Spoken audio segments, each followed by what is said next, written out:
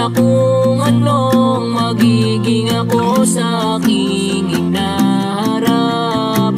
Ngayong alat sa pera, wala pa akong nararating, at hindi ko alam kung saan ba talaga ako pupulutin kapag ako ay tumanda na. Kung ako pa ba ay tatanda pa. Pakisabi sa batang ako, wag siyang magmadaling pumunta dito, dahil sobrang andami-daming problema na kanyang kaharapin.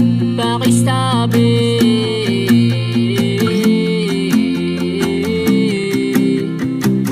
pakisabi.